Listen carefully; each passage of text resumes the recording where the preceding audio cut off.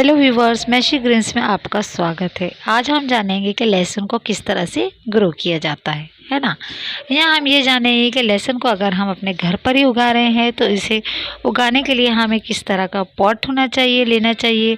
इसके साथ साथ हम यहाँ ये भी जानेंगे कि इसे उगाने के लिए, ग्रो करने के लिए हमें किस तरह की मिट्टी की ज़रूरत होती है, हमें इसे कितना सनलाइट देना चाहिए, पानी इसे कितना मिलना चाहिए। साथ ही साथ हम यहाँ ये भी जानेंगे कि इसे कौन सा फर्टिलाइज़र देना चाहिए। उसके साथ साथ हम ये भी जानेंगे कि इसे पेस्टिसाइड देना चाहिए या नहीं देना चाहिए।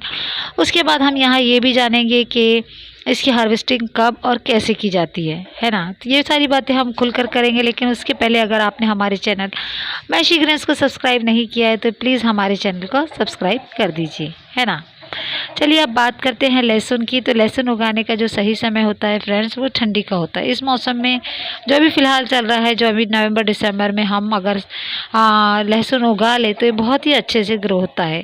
और अगर हम इसी लहसुन को अगर समर में, गर्मी में उगाए तो ये ऊपर से तो हरी हरी पत्तियाँ दिखाई देती है, बहुत ही अच्छी सी ग्रीनरी इसमें आ जाती है, लेकिन अंदर से इसकी ग्रोथ नहीं होती है ना।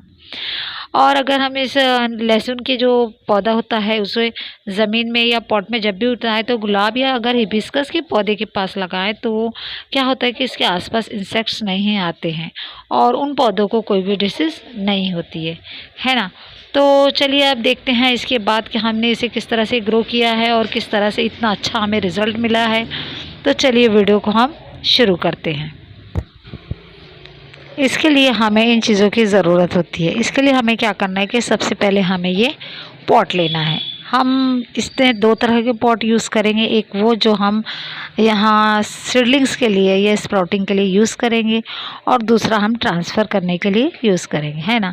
यहाँ सीडलिंग के लिए या स्प्राउटिंग के लिए हम जो पॉट यूज़ कर रहे हैं वो आप कोई भी स्पेयर सा ले सकते हैं। बस ये ध्यान रखना है कि उसमें दो अच्छी तरह से ड्रेनेज हो लो। उसके बाद हम यहाँ इसमें इस तरह का छोटे से कोई भी गमले वगैरह के टुकड़े आपने नीचे ड्रेनेज होल पे रख देना चाहिए। उसके बाद अब हमें क्या करना है कि हमें इसमें सॉइल रखना है। सॉइल जो होती है लेने से पहले ये ध्यान रखें कि जो भी ज़मीन के अंदर लगने वाली सब्जियां होती है, कि जैसे कि प्याज, अदरक, लहसुन, शकरकंद, जो भी हम ज़मीन से हम लेते हैं, बहुत सारी सब्जियां होती है। तो जो ये सब्जियां होती है इसे लगाने के लिए मिट्टी बहुत ज़्यादा पोरस होनी चाहिए। चाहे खेत की मिट्टी हो या हम पॉट में यूज़ करें, वो पोरस होना चाहिए, है ना। ये हमें गमला जो है हम ये पौना भर देंगे, थोड़ा कम हो गया है, हम थोड़ी सी मिट्टी इसमें और डाल देंगे। ये मिट्टी बनाने के लिए हमें क्या करना है कि हमें गार्डन सॉइल 40% लेना है, उसमें रिवर सैंड भी हमें 40% मिला देना है, और वर्मी कंपोस्ट हम इसमें 20% मिला देंगे। इस तरह से ये हमारी सीडलिंग की सॉइल जो है, बेस्ट सीडलिंग सॉइल तैयार हो जाती है।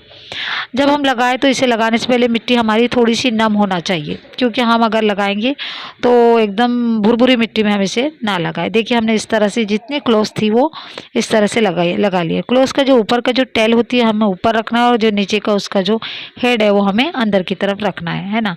अब हमें क्या करना है कि हमें सॉइल की हल्की सी एक आधे सेंटीमीटर, आधे इंची की हमें इसके ऊपर परत लगा देना है ना।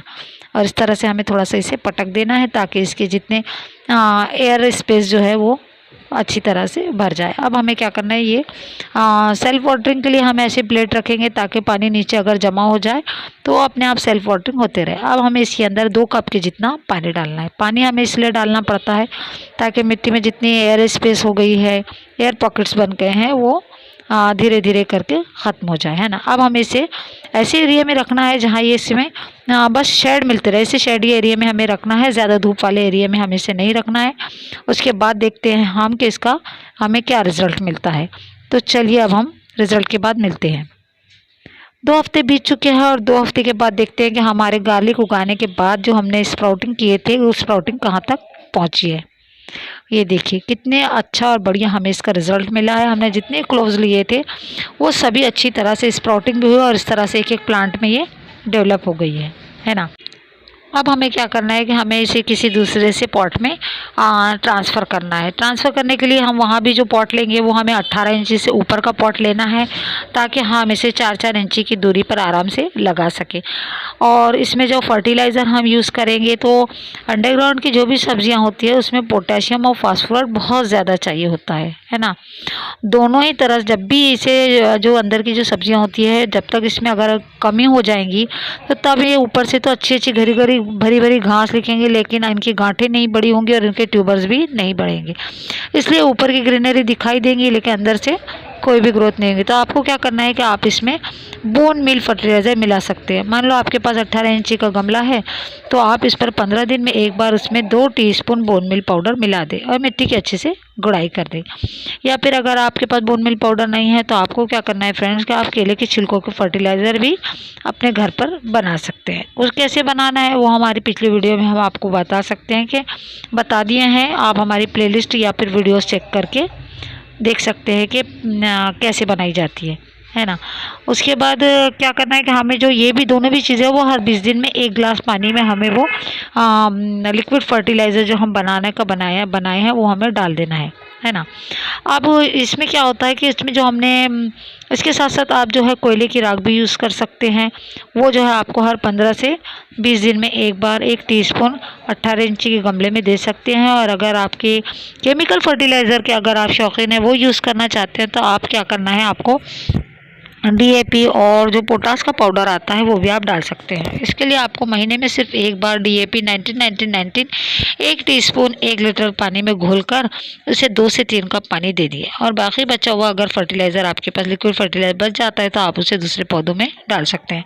और पोटाशियम परमैंगनेट को देने का तरीका ये कि आपको सिर्फ 1 टीस्पून हाफ टीस्पून 1 कप पानी में घोलकर उसे भी आप सिर्फ महीने में एक बार ज़रूर दें। लेकिन अगर आप ऑर्गेनिक फर्टिलाइज़र यूज़ करना चाहते हैं तो आपको बोन मील फर्टिलाइज़र और केले की छिलकों से बनी हुई फर्टिलाइज़र ही यूज़ करना चाहिए, है ना। ये देखिए फ्रेंड्स, ये हमने यहाँ इसे दूसरे पॉट में ट्रांसफ़र कर दिया है। हमारे पास बहुत ही छोटा सा पॉट था, ये सिर्फ मेरे पास 8 इंची का पॉट है। आपको ऐसा नहीं करना है, आपको 18 इंची के बड़े पॉट में या फ्रूट कैरेट में आपको इसे ट्रांसफ़र करना है। और ट्रांसफ़र करने के बाद आपको इसे फुल्ली सनलाइट में रखना है। इनडायरेक्ट सनलाइट में सिर्फ हमें जब तक ही रखना पड़ता है जब तक कि स्प्राउटिंग नहीं हो जाती है। फुल सनलाइट हमें इसको देना बहुत ज़रूरी होता है। 7 से 8 घंटे की धूप इसे मिलनी चाहिए। सब्ज़ी चाहे कोई भी प्लांट हो सब्ज़ी का, जैसे कि धनिया, पालक, मेथी, गोभी कोई भी हो, इसे जब तक आप फुल लाइट नहीं देंगे इसकी अच्छी तरह से ग्रोथ नहीं होगी। खेतों में भी आपने देखा होगा जब आप फ्रूट्स जो इसके अंदर अच्छे से डेवलप होते हैं तो वो फुली सनलाइट में ही होते हैं, वहाँ कोई शेड वगैरह नहीं लगा होता है ना। चलिए अब बात करते हैं पानी की। तो पानी को सब्जियों के जितने भी पौधे होते हैं हमको उसे 3 से 4 दिन में एक बार ही पानी देना चाहिए और आपके क्लाइमेट के हिसाब से पानी दें। अगर आपका क्लाइमेट 35 से 40 डिग्री का है तो हर 3 दिन में आप इसे पानी दें। लेकिन क्लाइमेट अगर 20 से 25 दिन का है तो आप 4 दिन 5 दिन का भी गैप ले सकते हैं। बस हमें ये ध्यान रखना है कि जब मिट्टी सूख जाए, हल्का सा पत्ता मुड़ जाए, तभी पे आप पानी इसके अंदर दें। या आपका पौधा अगर ऐसा लगने लगे कि एकदम सूख कर कांटा हो गया है, पत्ते एकदम सूख गए हैं, मुड़ गए हैं, तब आप इसे तो दूसरे दिन भी पानी दे सकते हैं। ऐसा ज़रूरी नहीं है कि आप इसे 3 दिन में 2-4 दिन में पानी दें। ये आपके जहाँ आप रहते हो वहाँ के टेम्परेचर के ऊपर बहुत कुछ डिपेंड होता है। लेकिन हमें इतना ध्यान रखना है कि सब्जियों में बहुत ही कम पानी देना है। ज़्यादा पानी देने से इसकी जो रूट्स है वो गल जाती है, रूट रॉट्स की प्रॉब्लम हो जाती है और पौधा भी अच्छी तरह से नहीं डेवलप होता और अंदर ही अंदर सड़कर मर जाता है। हम दूसरे पौधे में क्या करते हैं कि बस हमने प्लांट को पानी देने के लिए पाइप उठाया और रोज़ रोज़ उसे पानी दे दिए। यहाँ ऐसा नहीं करना है। किसी भी तरह के सब्जियों के गमले में हमें पानी 3 से 4 दिन के बाद ही देना है ना। तो बस आज की वीडियो में इतना ही। मिलते हैं फिर किसी नई वीडियो के साथ। तब तक के लिए thanks for watching. God bless you. Bye bye.